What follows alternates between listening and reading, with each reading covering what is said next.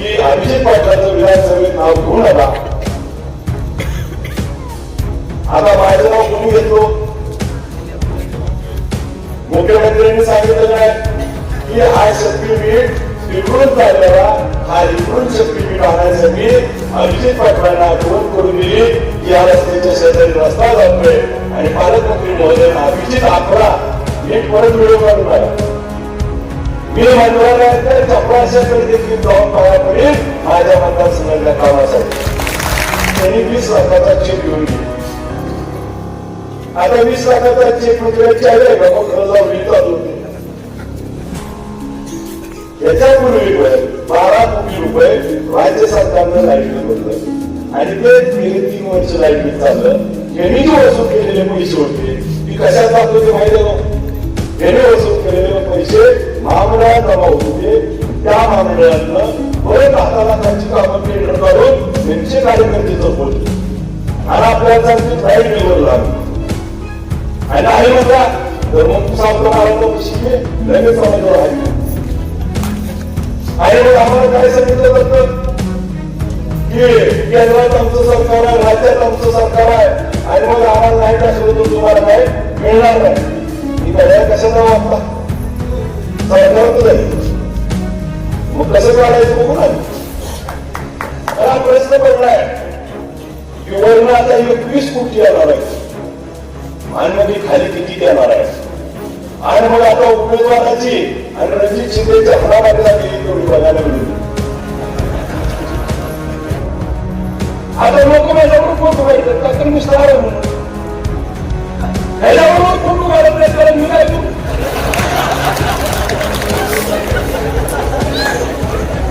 या गावामध्ये ह्याच्यावर फोटो गेला तर माझा दिवस खराब राहील म्हणून काढलं. आता नवीन चालू केलं त्यानं पहिल्यांदा पहिलं आता त्याला त्याची स्टाईल चालू केली. काय चाललंय त्याला बघून घ्या वाटते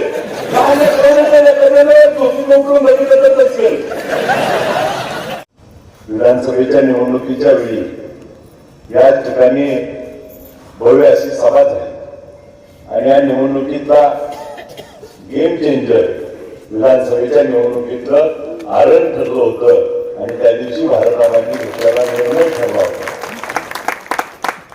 ज्या भारतरावांनी त्या निवडणुकीमध्ये भूमिका घेतली आणि या निवडणुकीमध्ये ट्विस्ट तयार झाला आणि या निवडणुकीचं चित्र बदललं आणि विधानसभेचा आमदार म्हणून आरण गावातून सुरुवात झाली म्हणून मला विधानसभेपर्यंतचा प्रवास त्या ठिकाणी करता आला आणि आपण भरभरून दिलेलं प्रेम या प्रेमाच्या जीवावरतीच मला विधानसभेची पायरी चढत असताना सावता महाराजांचा आशीर्वाद, विठ्ठल रुक्माईचा आशीर्वाद, आई माहेश्वरीचा आशीर्वाद त्या ठिकाणी एक एक पायरी चढत असताना नतमस्तक होऊन मी त्या ठिकाणी पायरी चढून आत गेलो आणि आत गेल्यानंतर विधिमंडळामध्ये कामकाज करत असताना आता रणदिवे सर येत आहेत. सर हुशार विद्यार्थ्यासारखं एक वेळेस शाळा न बोलवता रोज त्या ठिकाणी हजर होतो आणि आत गेल्यानंतर न जोपासणारा कडकड्यातला उठून सारखा प्रश्न विचारायचा आणि मग सातत्यानं आपल्या भागाचा प्रश्न, मग आपल्या भागातला आनंदा वर्ग जायचा द्यावा, तीर्थक्षेत्र आराखडा तयार करावा, हा देखील प्रश्न मी त्या ठिकाणी पहिल्या अधिवेशनात घेतला होता. अनेक प्रश्न घेत असताना सिनामाला उपसा सिंचन योजनेला त्या ठिकाणी तिसरी सुप्रमा मिळाली, त्या पाईपलाईन सुरू व्हाव्या, अनेक विषय त्या ठिकाणी, मग शिक्षकांच्या टीटीचा प्रश्न, वकील संरक्षण कायदा, आमच्या माता भगिनींच्या सुरक्षेचा प्रश्न, कायदा सुव्यवस्था बिघडली आहे, या राज्याचा त्या ठिकाणी कर्जमाफी करतो म्हणून सत्तेत आलेलं सरकार शेतकऱ्याची कर्जमाफी कधी करणार, दूध भेसळ, दुधाचं अनुदान, ऊसाचा भाव, बेदाण्यावरती त्या ठिकाणी चायनातून होत असलेले आयात, या राज्यातला रस्त्याची दुरावस्था, पाणी पुरवठ्याच्या योजनांमध्ये जलजीवन मध्ये त्या ठिकाणी कॉन्ट्रॅक्टर आत्महत्या करतात. अनेक प्रश्नावरती त्या ठिकाणी विधिमंडळामध्ये बोलण्याची संधी आपल्यामुळे मिळाली आणि विधिमंडळामध्ये बोलत असताना अनेक प्रश्न त्या ठिकाणी घेतले. अनेक प्रश्नाच्या माध्यमातून त्या ठिकाणी माझ्यावरती काही जणांनी टीका टिप्पणी पण केली की म्हणजे की बोलून काय होतंय, मग तुम्ही न बोलून काय केली. कमीत कमी आपल्या लोकांची गावाचे माझ्या तालुक्याचे माझ्या मतदारसंघाचे प्रश्न विधानसभाच्या पटलावरती तरी त्या ठिकाणी ठेवले गेले. आपल्या भागातले रणजित शिंदे म्हणून भैयासाहेब आहेत, त्यांनी काय म्हणले की विधानसभेमध्ये जाता गेल्यावर ही जाऊन आतनं कॅमेरा काढून फोटो काढून येते. त्याला विधानसभाच कळली नाही म्हणून तर पाहिजे. विधानसभेमध्ये त्या ठिकाणी आज गेल्यानंतर कोरोना अध्यक्ष 2 मंत्री कमीत कमी आणि 29 आमदार असल्याशिवाय सभागृह सर चालत नाही. आणि मग सभागृहामध्ये 10% कोरम पूर्ण झाल्यानंतर सभागृह चालतं. सकाळी 9:30 पासून रात्री 12-1 वाजेपर्यंत सभागृहामध्ये बसून आपल्या भागाचे प्रश्न मांडण्याची भूमिका आम्ही त्या ठिकाणी घेतली. आज सर तुम्ही शिक्षक म्हणून हे संस्था काढली. या राज्याच्या शाळा शिक्षणाच्या बाबतीमध्ये 18 लाख विद्यार्थी गेल्या 3 वर्षात त्या ठिकाणी सरकारी शाळेतून कमी झाले. दुसऱ्या बाजूला 13,000 शाळांना अजून ग्राउंड नाही, 5,600 शाळांना अजून लाईट नाही, 3,400 शाळांना अजून शौचालय नाही. आज संगणकावरती एआयच्या जमान्यात जात असताना आम्ही जर लाईटच नसेल आणि या राज्याचे प्रश्न त्या ठिकाणी विधिमंडळात मांडण्याचं काम म्हणून केलं आणि ही लोक मला म्हणतात की आज जाऊन नुसता व्हिडिओ काढून येते. म्हणजे यांना त्या विधिमंडळाचं कामकाज आणि त्या विधिमंडळाचं गांभीर्य सुद्धा यांना त्या ठिकाणी नाही. आणि मग त्याला जोड म्हणून काही लोकांनी सांगितलं की एमआयडीसीच्या बाबतीमध्ये कुणीतरी सांगितलं की मोठी एमआयडीसी बंद पाडण्याचा आमदार साहेबांचा डाव होता म्हणून. मला या निमित्तानं आपल्या सगळ्याच्या साक्षीनं एवढीच विनंती करायची आहे, म्हणणाऱ्यांनी ऐकणाऱ्यांनी आणि मी सावता महाराजांच्या समाधीवर एक जण हात ठेवायचा आणि खरोखर म्हणायचं. आणि त्या एमआयडीसी ची मोजणी व्हायसाठी स्वतः प्रत्यक्ष साईटवर जाऊन मोजणी चालू आहे का बघितली. मोजणी लवकर व्हावी, मेजरमेंट व्हावे. मोजणी झाल्यानंतर त्याच्यावरची आपल्याला मायलोक त्या ठिकाणी व्यक्त झाली, मग त्याच्यामध्ये नॉन पोलिसिंग युनिट सुरू व्हावे. म्हणून त्या ठिकाणी या एमआयडीसी वाल्यांना वाटलं ही एमआयडीसी तयार केली, निधीच्या जागा जर गेल्या नाही तर लॉस मध्ये जाईल. म्हणून सह्याद्री अॅग्रोकॉम नाशिक अंकुश शिंदे माझे मित्र आहेत, त्यांच्या नाशिकला भेटायला गेलो. त्यांच्याकडनं लेटर दिलं की आम्ही यातली जी नॉन पोलिसिंग जी जागा आहे, जी तिथं बॉयलर किंवा असे काही गोष्टी करायच्या नाहीत, तिथं आम्ही पॅकिंग सेंटर हे शेतकऱ्याच्या मालाचं करू आणि त्याला 50 एकर जागा मी एकटा घेतो असं पत्र देणारा अभिजित पाटील आहे. हा आमदार तुमचं काम करतो. अनेक लोकांचे पत्र घेऊन त्या ठिकाणी एमआयडीसी व्हावी म्हणून सातत्यानं बावनकुळे साहेबांच्या समोर 14 ऑक्टोबर 25 ला बैठक घेतली, 16 जुलै 25 ला एक मुंबईमध्ये बैठक घेतली, 10 सप्टेंबरला एक मुंबईमध्ये उद्योगमंत्र्यांबरोबर बैठक घेतली, 11 जुलैला सोलापूर कलेक्टर साहेबांबरोबर बैठक घेतली. आणि मग या सगळा पाठपुरावा करत असताना हे मात्र किती धारांत खोटं बोलते.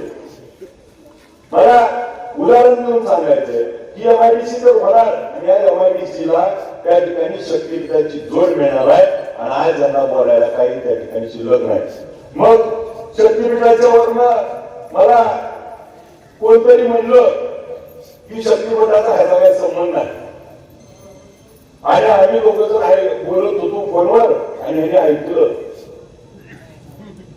आता जर मला सांगा ही कोण बोलत होती तर ह्यांनी वरच्याला सांगायला पाहिजे की अभिजित पाटलाचं विधानसभेत नाव घेऊ नका.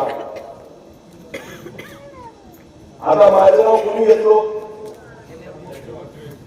मुख्यमंत्र्यांनी सांगितलं आहे की हा शक्तीपीठ तिकडून चाललेला हा इकडून शक्तीपीठ आणण्यासाठी अभिजित पाटलांना आठवण करून दिली की या रस्त्याच्या शेजारी रस्ता जातोय आणि पालकमंत्री महोदय अभिजित आपला नीट परत व्हिडिओ काढणार असं राहून त्या ठिकाणी सांगितलं. मग ह्यांनी जर मुख्यमंत्र्यांना सांगितलं असं की जिल्हा परिषदची निवडणूक आहे आम्ही पडणार आहे अजून नाव घेतलं लय मतदान पडेल एवढं नाव घेऊ नका असं सांगायला पाहिजे तुम्ही. पण काय केलं मुख्यमंत्री महोदयांकडे मग यायचं म्हणजे सकाळी यांच्याकडे घरी जातो जातो वर्षाबंदरावर जातो नक्की जातो. मी मंत्रालयातल्या चपराशाकडे देखील जाऊन पाया पडेल माझ्या मतदारसंघाच्या कामासाठी. तुम्ही राज्याचे मुख्यमंत्री आहात राज्याचे मंत्री आहात त्यांच्याकडे जाऊन माझं काम माझ्या मतदारसंघाच्या मायबाप जनतेची सेवा करण्यासाठी जे जे आवश्यक आहे ते करण्याची भूमिका मी त्या ठिकाणी पार पाडेल. हा कार्यकर्ता हळाचा म्हणून मी आपल्या समोर मांडतो. आज आम्ही तुमच्याकडे येतो म्हणून काही मी रणजित शिंदे सारखं निधी मागायला जिल्हा संघाच्या ताब्यात द्यायला आणि मला कमिशन खायला मागायला येत नाही. मी येतो माझ्या मतदारसंघाचं काम घेऊन येतो. मी माझं वैयक्तिक काम घेऊन येत आहे. मी माझ्या मतदारसंघाच्या मायबाप जनतेने मला निवडून दिलंय आणि त्यांच्या सोयी सुविधेसाठी. आणि मग एका बाजूला आपल्याला आपण भूमिका काय करतोय मत नाही तर निधी नाही हे लोकशाहीला शोधतो. ज्यावेळेस मला त्या ठिकाणी आमदार म्हणून संविधानिक पदावरती विधिमंडळामध्ये आपण निवडून दिल्यावर मी त्या विधान मंडळाच्या बेसवर शपथ घेतली. मी या राज्याच्या घटनेचा आदर करेन. मी कुठलीही महत्व भावना ठेवणार नाही. मी कुणाबद्दलही त्या ठिकाणी लोक होईल अशी बोलणार नाही. आणि मग आम्हाला काय सांगितलं जातं की तुम्ही आमचं निवडून द्या मंत्री आमचा जिल्हा परिषद सदस्य आम्ही तुम्हाला 21 कोटी निधी देऊ. हे प्रलोभन आणालो. मग मत त्याला पैसे देऊन मत विकत घेण्यासारखं निधी देऊन मत मागताय हे लोकशाहीला आम्ही देत आहे का? या राज्याला या देशाला कोण चालवतोय? विश्वरत्न भारतरत्न डॉक्टर बाबासाहेब आंबेडकरांनी दिलेली घटना ही लोकांसाठी लोकांनी चालवलेली लोकशाही चालते. या लोकशाहीची मूल्य जर आपण फंडामेंटल राईट्स असतील मत मागण्याचा मत देण्याचा अधिकार या घटनेने आपल्याला सर्वांना दिलाय. आणि तो जर तुम्ही प्रलोभना देऊन पैसे देऊन त्या ठिकाणी निधीचं लालच दाखवून जर त्या ठिकाणी मत मागत असाल तर हे लोकशाहीला आणि संविधानिक पदावरच्या माणसानं बोलणं हे योग्य आहे का? हा आत्मपरीक्षणाचा विषय. अनेक गोष्टी अनेक ठिकाणी बोलल्या जाते परंतु माझ्यासारख्या कार्यकर्त्याला वाटतं की माझं काम आहे माझ्या मतदारसंघाचं काम आहे छोटं काम असू द्या मोठं काम असू द्या ते करण्याच्या संदर्भात आम्ही सातत्याने भूमिका पार पडतो. अनेक वेळा आनंद देवस्थानच्या बैठकीला त्या ठिकाणी उपस्थित राहिलो. आपल्याला नेमकं काय केलं पाहिजे माझ्या इनपुट्स दिल्या. मी कधीही विरोध केला नाही. माझी भूमिका होती आनंद देवस्थानाला ज्या ज्या सुविधा द्यायच्या पाहिजेत त्या दिल्याच पाहिजेत. आणि मग पहिला प्रस्ताव 50 कोटीचा 100 कोटीचा 100-150 कोटीवर नेला. त्याच्यात ज्या आयडिया आपण सुचवल्या त्या आयडिया त्यात घातल्या पाहिजेत आणि या भागाचा विकास झाला पाहिजे. परंतु माझी विनंती आहे की ज्यावेळेस अभिजित पाटील आमदार म्हणून त्यावेळेस त्या ठिकाणी मिटिंगला येतो त्यावेळेस इतकी त्या ठिकाणी ट्रस्ट पण मिटिंगला आली पाहिजे. इतकी ग्रामपंचायत मिटिंगला आली पाहिजे. कारण इथं रोज वावरणारी ही लोक आहेत त्यांना विश्वासात घेऊन या भागाचा विकास झाला पाहिजे. काही चार मोठ्या लोकांना घेऊन विकास होणार नाही. या लोकशाहीनं त्या ठिकाणी गावाला त्या ठिकाणी सरपंच निवडून दिलाय.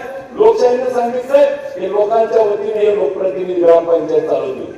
त्या ठिकाणी आमदार म्हणून मला लोकांनी निवडून दिलं आणि आमच्या वतीनं आमचं प्रतिनिधित्व म्हणून त्या ठिकाणी हा काम होईल. आणि मग त्यांना जर डावलून एखादं काम होत असेल तर हे लोकशाहीला धरून आहे का हा देखील प्रश्न पडणार आहे. अनेक गोष्टी अनेक विषय त्या ठिकाणी बोलल्या जातात परंतु या माध्यमातून मी आपल्याला एवढंच सांगतो की सीमामाला उपसा सिंचन योजनेच्या बाबतीत अनेक वल्गना केल्या गेल्या. आपण विधानसभेच्या निवडणुकीच्या आधी बघितलं सांगितलं जायचं की आमचा कारखाना ही योजना चालवतोय आमचा कारखाना असं करतोय आमचा कारखाना लिकेज काढतोय. मग मला सांगा पहिल्यांदा सांगितलं पुन्हा बंदच पडलं आम्ही पडलो तर तुम्ही सगळ्यांनी पाहिलं योजना चालू राहिली नाही. पण योजना चालू झाली आता कारखाना वर्षभर आपल्याला पाहिजे मग चालूच नाही. माझं पण मेकॅनिकल विभाग सरकारचा चालवतो तर आता पण मेकॅनिकल विभाग चालवतो आणि मग मेकॅनिकल विभाग चालवतो. आता नवीनच कुठला काढला त्यांनी म्हणजे 15 तारखेला कॅनलला पाणी सोडायचा निर्णय झाला. 15 तारखेला कॅनलला जसं पाणी सुटतं तसंच आपल्या शिणामाळ्याच्या मठावर चालू होतं. मग 15 तारखेला चालू करायला घेतलं. त्याची जी काही छोटी कामं होती आणि त्यावेळेस ट्रिप झालं आणि 2 दिवस त्या ठिकाणी काम करायला लागले. तेवढ्याच त्यांनी नाव ओळखला आणि यांनी 20 लाखाचा चेक घेऊन गेले. आता 20 लाखाचा चेक म्हणजे चावी आहे का? मग खरं लावली चालू होते. याच्यापूर्वी पण 12 कोटी रुपये राज्य सरकारनं लाईट बिल भरलं आणि ते गेले 3 वर्ष लाईट बिल चाललं. यांनी जो वसूल केलेले पैसे होते ती कशात जात होते माहिती आहे का? यांनी वसूल केलेले पैसे महामंडळात जमा होत होते. त्या महामंडळातनं परत 10 लाखाची कामं टेंडर काढून त्यांचे कार्यकर्ते जपत होते आणि आपल्याला सांगते लाईट बिल भरलं आम्ही आणि नाही म्हणला तर मग सावतो महाराज पैसे घे लगेच समाजावर ऐकतो. कारण आहे मी जे बोलतोय की टक्के छोट बोलतोय. जर असं तुझ्या धाडस तर कुठल्याही पटांगणाची समोरासमोर बसू. आपली भूमिका एवढीच आहे की तुम्ही जे लोकांना काम केलं ना नक्की सांगा. मी पूर परिस्थिती आली होती. पूर परिस्थितीमध्ये लोकांच्या 10 दिवस सेवा केली. लोकांमध्ये राहिलो. लोकांना जे पाहिजे त्यासाठी लोकांना आधार देण्याचं काम केलं. पैसे देऊन कुणाचं काय भागणार नाही. परंतु एखाद्या सुखात नाही गेलं चालेल पण दुःखाच्या प्रसंगात मात्र आपण त्याला आधार देण्याची गरज असते. ते आधार देण्याचं काम मी त्या ठिकाणी 10 दिवस त्या ठिकाणी 17 गावात फिरलो. लोक आले फिरतील. त्या ठिकाणी इंडियाची टीम आणली. त्या ठिकाणी मिटिंगला बोलवण्यासाठी सातत्याने कलेक्टरांचा संपर्क केला. आज जिथे गरज पडली त्या झारखंडमध्ये भरण वस्तीला त्या ठिकाणी हेलिकॉप्टर आलं. आता यांनी सांगितलं हेलिकॉप्टर काय त्यानं आणलं का? याने आणलं. माझी आपल्याला विनंती आहे तुम्ही आणलो हो. आमचं ती म्हणणं नाही. आमचं म्हणणं काय आम्हाला इथं लागते म्हणून तुम्हाला सांगणार मी चुकणार. बरं आम्ही आहे म्हणून गेली ती हेलिकॉप्टर चालवत आणलोय आणि स्वतः 2 माणसं नाही. त्यांनी मी कुठला फोनच केलाय ना. मी असा तुम्हाला फोन केला. मी कलेक्टर साहेबाला फोन केला. पालकमंत्र्याला फोन केला. कमिशनरला फोन केला. माझ्या फोन झाला नाही म्हणून ह्यांना करायला लावला. आलं माणसं गेली. ह्याच्यात महत्व आहे ना. तू आणलं का मी आणलं का आणि तेव्हा ही कुठे तिची त्याचं काय होती एकदम होता का? मग आज जर त्या ठिकाणी लोकांची सेवा करत असताना मला त्यात आनंद काय आहे तर मला त्या 10 दिवसात लोकांमध्ये राहता आलं. लोकांचं दुःख वाटून घेता आलं. एखाद्याच्या घरात दप्तर भिजलं होतं. एखाद्याचा संसार वाटवला झाला होता. त्याच्यात पाणी शिरलं होतं. तो रडत होता. आई मग म्हणून त्याला त्या ठिकाणी जवळ घेतलं. त्याचे डोळे अश्रू पुसण्याचं काम केलं आणि त्याला आधार दिला. तू घाबरू नको. काही ना काही आपण त्या ठिकाणी मदत म्हणून देऊ. आज मदत घेत असताना या महाराष्ट्रामध्ये आव्हान केलं की त्या ठिकाणी मदत दिली पाहिजे. या राज्यातनं सगळीकडनं मदत आली आणि मदत लोकांपर्यंत पोहोचवण्याचं प्रामाणिकपणे काम केलं.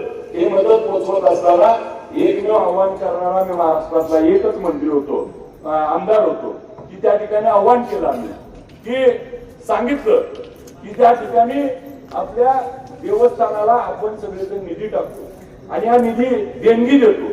या देणगीच्या स्वरूपात आता आपल्याच लोकांनी देणगी दिली आहे. ती देणगी आपण आता या पूरग्रस्त लोकांना दिली पाहिजे आणि एकमेव त्या ठिकाणी मी मागणी केली आणि पंढरपूरच्या देवस्थान असेल, शिर्डीचं देवस्थान असेल, सिद्धिविनायक असेल या महाराष्ट्रातल्या सगळ्या देवस्थानांनी 1 कोटी 2 कोटी त्या ठिकाणी निधी गोळा केला आणि मग ही आयडिया सुचणं महत्वाचं आहे.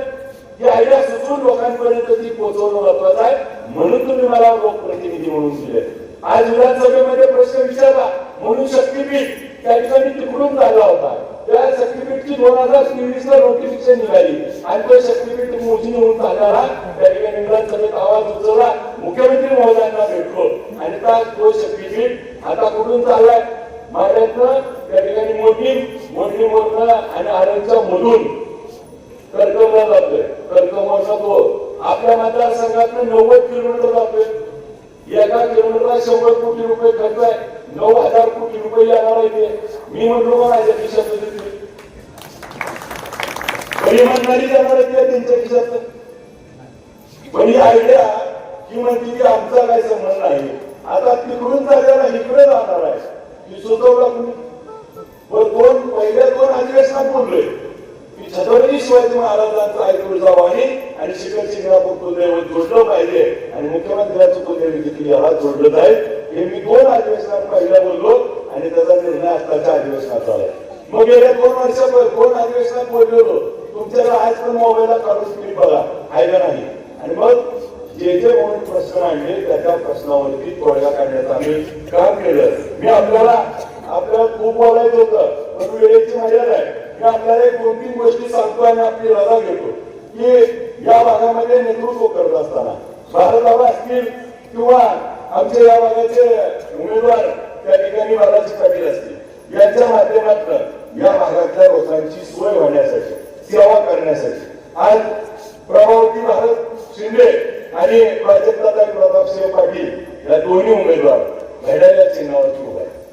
आणि मग आम्हाला काय सांगितलं जातं की केंद्रात आमचं सरकार आहे, राज्यात आमचं सरकार आहे आणि मग आम्हाला नाही टाकलं तर तुम्हाला काय मिळणार नाही. ही घड्याळ कशाला वाटता सरकारच जाईल. मग कसं काढायचं बघू ना. आपल्याला या निमित्ताने एवढीच विनंती करायची, दम देऊन दहशत करून त्या ठिकाणी कुणालाही त्या ठिकाणी न्याय मिळणार नाही. आणि जेवढं दम द्याचा दहशत करतात 11,000 पंढरपूर उचलय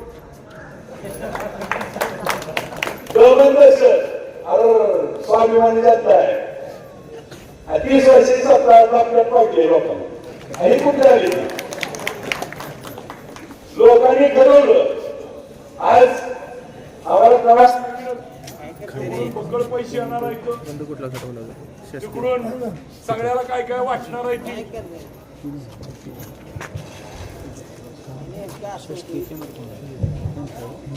भरपूर पैसे येणार आहेत वाटणार आहे की. मला प्रश्न पडला की उसाला दारू धरली असतील, केळीला खत टाकला असेल, उदळानं खांदा असेल आणि कष्टाचं घामाचं पैसे वाटणार असतील. उद्या इलेक्शन मधलं दुसऱ्याची चोरी केलेल्या तिसऱ्याचं पैसे तो वाटायला आणणार आहे. त्यामुळे घेतलं तर घरी आग लागा, तिकडचं तिकडे लावा, नाही तर काम लागलं आपल्या घरात दुसरं काय करा आणि त्यांचं घ्या. पण मात्र घड्याळालाच टाका. काय त्यांचं कष्टाचं नाही. आणि ही निवडणूक खऱ्या अर्थाने कशाची आहे? दहशत विरुद्ध लोकशाहीची निवडणूक आहे. सत्ता विरुद्ध सामान्य जनतेची निवडणूक आहे. त्या ठिकाणी पैशाचा नाद आहे, त्याच्या विरुद्ध गरिबांचा अहंकार त्या ठिकाणी उजळ जाणार आहे. या सामान्य लोकांच्या स्वाभिमानाची लढाई आहे. ही त्या ठिकाणी धनशक्ती विरुद्ध जनशक्तीची निवडणूक आहे. सामान्य घरातल्या सामान्य माणसाला संधी देण्याची निवडणूक आहे. यावर्षी का हो या निवडणुकीला शिंदे घरातले उभारत तयार झालाय. म्हणजे जेव्हा चांगलं असते तेव्हा खूप माझ्या मुलीवरती आणि जेव्हा पडायचं असते तेव्हा जातू जातू. आता सगळी पडणार आहे की माहीत झाले म्हणून काय केलं यांनी सगळी गरज झाली. आणि आता तुम्हाला सांगतो निवडणूक लागली शेवटच्या टप्प्यात आली 2-3 दिवसानं. आता ही रणजित शिंदेची अंक बघा कसं माझ्याकडे विषय आणि आता चालू होते. मला प्रश्न पडलाय की वर्ण आता 21 कोटी येणार आहे आणि मग ही खाली किती देणार आहे. आणि मग आता उमेदवाराची आणि रणजित शिंदेची हाणामारीला गेली तेवढी बघायला मिळाली. कारण उद्या 21 कोटीचा हिशोब काय करते ती माहित आहे का? मी आज आमदार झालो 6 वर्ष झालं. माझ्या घरात कॉन्ट्रॅक्टर नाही, मी एक टेंडर घेतलं नाही, रुपया कोणाने घेतला नाही, कुणाच्या 5 पैशाच्या मिळत नाही. म्हणून तहसीलदार असू द्या, प्रांत असू द्या, नाहीतर राज्याच्या मंत्र्याला असू द्या, त्या ठिकाणी ताटमानानं बोलू शकतो. परंतु यांची पूजाची काय पद्धत आहे? काल पालकमंत्र्यांनी सांगितलं 21 कोटी एका वेळेला. यांनी लगेच विचार करा 21 कोटी भागिले गुणिले 25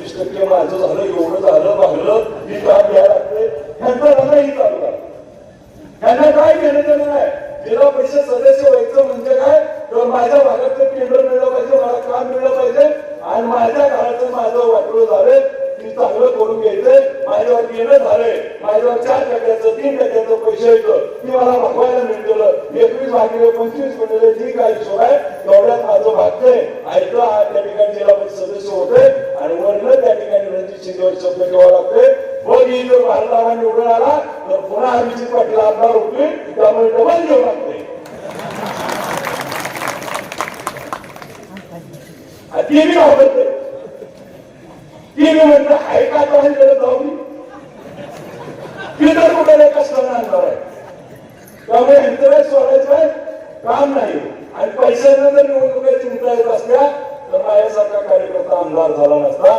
त्यांच्या पैशापुढे माझं काहीच टिकलं नाही, परंतु त्या ठिकाणी लोकांनी मात्र मला त्या ठिकाणी निवडून दिलं. तसंच उद्याच्या निवडणुकीमध्ये आमच्या काकीला त्या ठिकाणी निवडून द्यावं ही विनंती करायला मी आपल्याकडे आलो. मी आपल्याला एक शेवटचं फक्त सांगतो आणि आपली राजा घेऊ. माझ्यावरती टीका करतात की मला सांगतात की रील स्टार आहे.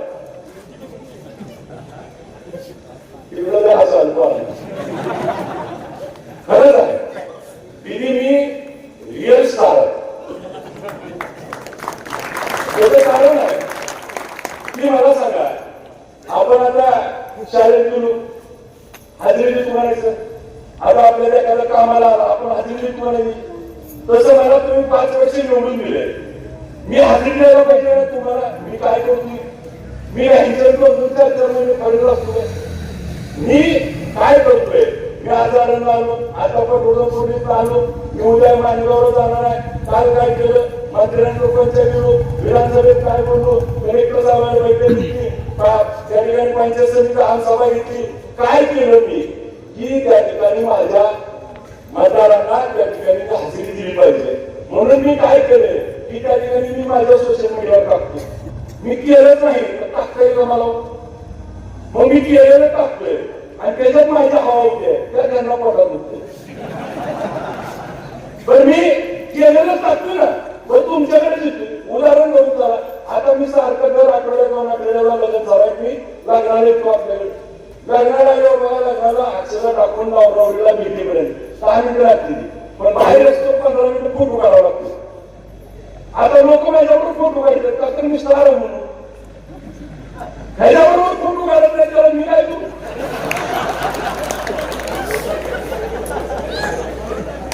या काळामध्ये ह्याच्याबरोबर फोटो गेला तर माझा दिवस खराब जाईल म्हणून काढत. आता नवीन चालू केलं त्यानं तिकडे पैठणचं पहिलं होतं, आता त्यानं त्याची स्टाईल चालू केली. काय चाललंय त्याला बघून घ्या वाटते. एखाद्याला झोपी मोकळून बघितलं तर असेल. बरं मला तुम्ही सकाळी बघा 9:30ला विधानसभेत गेलो, रात्री 1ला घेतले त्या उत्साहात बोलतो. आता आलो 1 मिनिट खाली सुद्धा बसला आधी चाललं कमाई मांडत नाही. आम्हाला सांगा 6 वर्ष झालं. आता तुम्ही सगळे माझ्या सांगा गेलं तर मला सगळ्यांना लावलं त्याला निवडणुकीत लावावं लागलं. काय आम्ही काय बघाबाती काय माझी विनंती एवढीच आहे की माझ्या नाती लावू नका. माझी विनंती आहे, माझा सरळ आला सरळ, मी चालू सरळ.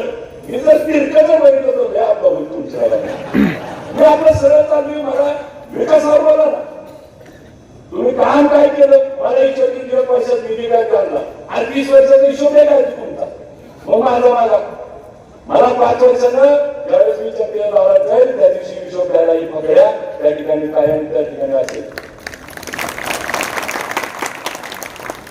येणाऱ्या निवडणुकीत आज आपल्याला विकास कामाच्या बाबतीमध्ये अनेक विषय त्या ठिकाणी करायचे, म्हणून या ठिकाणी आम्ही या निवडणुकीला सामोरे जातो. डीपीडीसीच्या बाबतीमध्ये आपल्याला सांगितलं जातं 800 कोटी रुपयाची सोलापूरची डीपीडीसी आहे.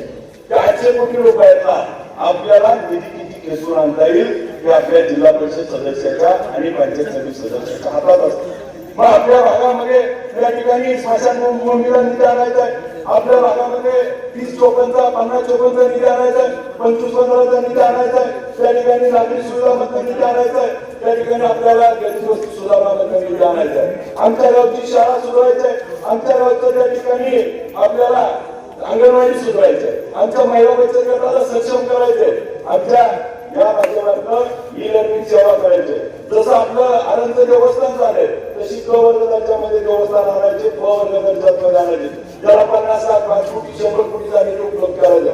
या डीपीडीसीतल्या शेवटच्या माणसापर्यंत पैसे पोहोचवायचे आणि ते पैसे शेवटच्या माणसाच्या उपयोगाला येतील हे काम करण्यासाठी आमच्या प्रभावी काकीला आणि त्या ठिकाणी प्राजक्ता ताईला त्या ठिकाणी आपण निवडून द्यावं ही विनंती करायसाठी मी त्या ठिकाणी भूमिका घेतोय. आणि मग या माध्यमातून आपल्या सगळ्याची जी भूमिका आहे ती उद्याच्या काळामध्ये सेवा म्हणून आम्ही काम करतोय. यामध्ये जी समोरची लोक बोलतायत याकडे दुर्लक्ष करून आपण आपल्या कामाचं बोललं पाहिजे. उद्याच्या या डीपीडीसीतल्या शेवटच्या माणसापर्यंत निधी आला पाहिजे. या भागाच्या सर्वांगीण विकासाच्या साठी आपल्याला त्या पावलं उचलणं आवश्यक आहे. आज आपल्यावरती टीका होत असेल, टिप्पणी करत असतील, मग आपल्याला या निमित्ताने एवढंच सांगायचंय इथे टीका टिप्पणीपेक्षा आता आपल्याला कामात उत्तर द्यायचे. गेल्या 1-1.25 वर्षामध्ये अनेक विषय त्या ठिकाणी मार्गी लावण्याचा प्रयत्न केला, अनेक विषयाला त्या ठिकाणी मदत करण्याची लोकांमध्ये राहण्याचं काम केलं आणि उद्याच्या काळात देखील असंच अखंडितपणे आम्ही राहूया. आपल्याला कोण काय म्हणतंय याच्यापेक्षा आपल्याला उद्याच्या काळामध्ये आपल्या लोकांचा मदत होण्यासाठी मग प्राजक्ता ताई त्या ठिकाणी पंचायत समितीमध्ये गेल्यानंतर आपल्या गावातल्या लोकांना वीर या मतदारसंघाच्या लोकांना अहिल्यादेवी होळकर वीर योजनेचं वीर इंधन वीर देता येईल. त्या ठिकाणी काय कोटा देता येईल, त्या ठिकाणी सोलार पंप देता येईल, कुणाला इलेक्ट्रिक मोटर आहे, कुणाला ड्रीपची सिस्टीम आहे, त्या ठिकाणी अंगणवाडी सेविकाला मदत करायची आहे. ज्या ज्या योजना आहेत त्या योजना शेवटच्या माणसापर्यंत पोहोचवण्यासाठी त्या लोकांना त्या ठिकाणी निवडून द्यावं ही विनंती करण्यासाठी मी आपल्या पुढे आलोय. आज वेळेअभावी मी शेवटचं एक सांगतो आणि थांबतो. या निवडणुकीच्या निमित्तानं पंचायत समिती जिल्हा परिषदची निवडणूक लागली आणि आम्ही आणि त्या ठिकाणी खासदार साहेब चारही आमदार अजितदादांना भेटायला गेलो.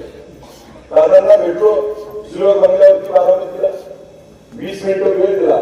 दादांबरोबर बोललो, त्या निधीच्या बाबतीत असलेल्या तक्रारी दादा आम्हाला मदत करावी या बाबतीत त्या ठिकाणी बोललो. हे सगळं बोलल्यानंतर दादांनी सांगितलं तुम्ही काही काळजी करू नका. मग दादांना सांगितलं उजनी पर्यटनला 280 कोटी रुपयाचा निधी त्या ठिकाणी जाहीर निघाला, अजून पैसे मिळत नाही. आमच्या सिनेमाला उपसा सिंचन योजनेची तिसरी सुप्रमा आपल्याकडे त्याला पैसे पाहिजे. त्या मोटरा त्या ठिकाणी सिनेमाला उपसा सिंचन योजनेच्या ज्या 20 वर्ष झाल्याच्या पाणी मारत नाही त्या आता नवीन करायच्या, त्या सगळ्या मोटरा बदलायसाठी 92-94 कोटी रुपये द्यावे लागतील. त्या ठिकाणी आमचे रस्ते अत्यंत खराब झाले, या रस्त्याला निधी द्यावा लागेल. आज आमच्या तीर्थक्षेत्र विकास आराखड्याला त्या ठिकाणी निधी उपलब्ध करून द्यावा लागेल. आज आम्हाला या सगळ्या बाबतीमध्ये बोलल्यानंतर दादांनी सांगितलं काही काळजी करू नका, आम्ही तुमच्या पाठीशी आहे, तुम्हाला इथून पुढच्या काळामध्ये सत्तेचा वाटा दिला जाईल. हे बोलल्यानंतर मी देखील त्या ठिकाणी दादांना बोललो की दादा आम्ही सगळे उमेदवार हे त्या ठिकाणी घड्याळ आणि तुतारीवरती उभा करतो, आपण आमच्या पाठीशी उभा राहा आणि हे सगळे उमेदवार निवडून तुमच्याकडे भेटीला घेऊन येतो. परंतु आजचं आमचं दुर्दैव असं आहे की उद्या निवडून घेऊन जायचं दादा आज आपल्यात नाही. मला आपल्याला एवढं विचारायचं की बघा परवा दादाचा विमान अपघात झाला. विमान अपघातामध्ये 5 लोक होती.